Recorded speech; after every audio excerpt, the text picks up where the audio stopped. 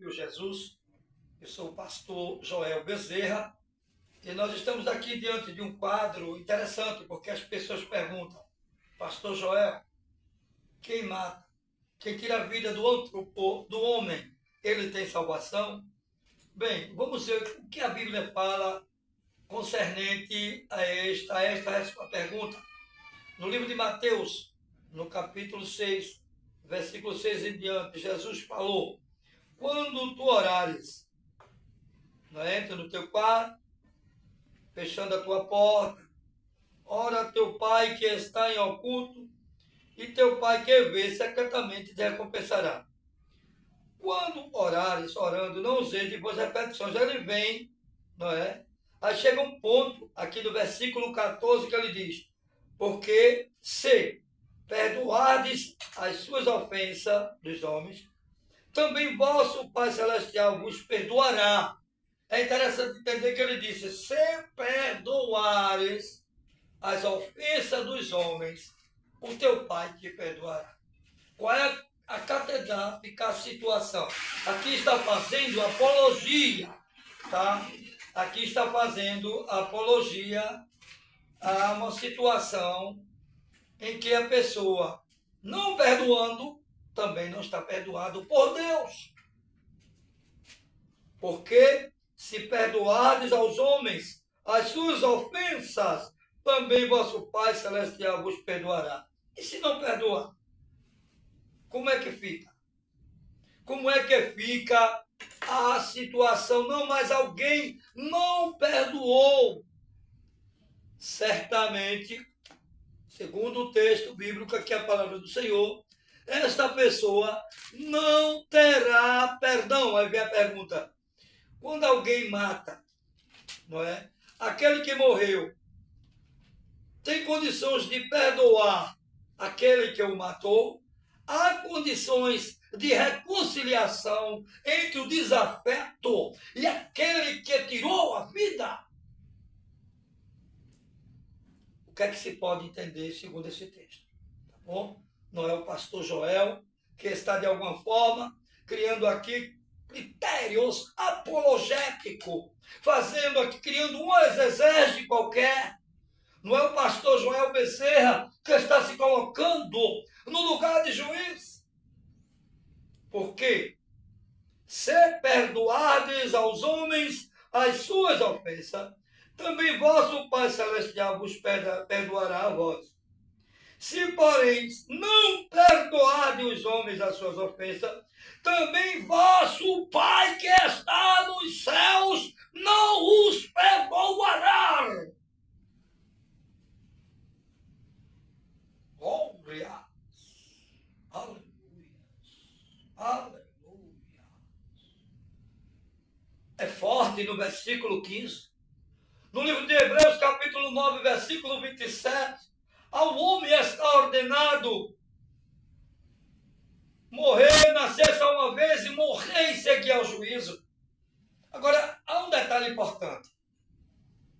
A pessoa tirou a vida de alguém, não o perdoou. A Bíblia fala aqui, com muita clareza: se porém não perdoardes os homens as suas ofensas, também vosso Pai não vos perdoará. É Deus que não vai perdoar, acabou. Alguém tirou a vida de alguém, sem querer ser assim, contundente demais e ferir as pessoas. É um texto bíblico, é a hermenêutica da palavra.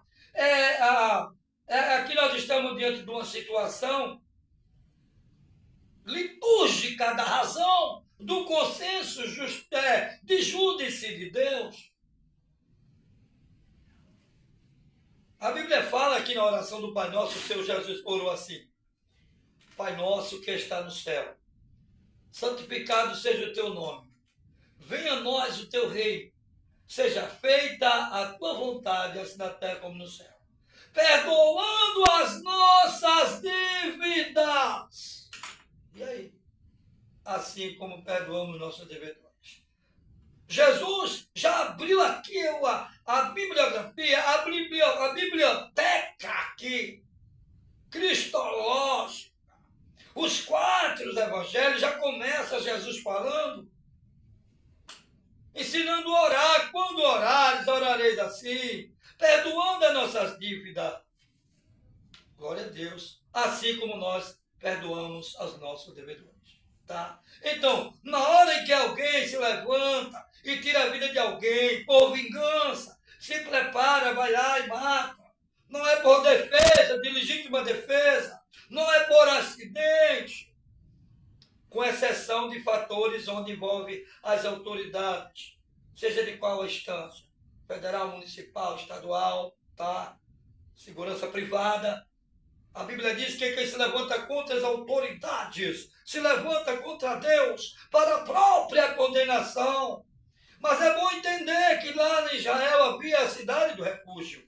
Quando a pessoa cometia um homicídio, ele ia para a cidade de refúgio, onde as famílias que estavam condolentes à situação, as famílias que tomaram prejuízo, não poderiam qualquer pessoa tocar naquele que matou. Para que havia a cidade de refúgio, segundo a palavra do Senhor. Quando era para analisar, matou, corria para a cidade de refúgio. Chegando lá, esta pessoa aguardava ser analisado, julgada a situação.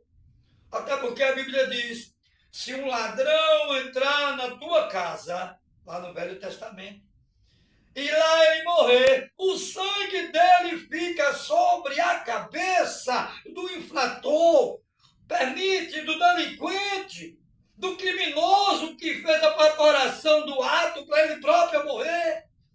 Ele foi lá, e ainda diz assim no outro texto: se o pai de família souber, se o ladrão souber o dia em que está o pai de família em sua casa, o ladrão não vai lá.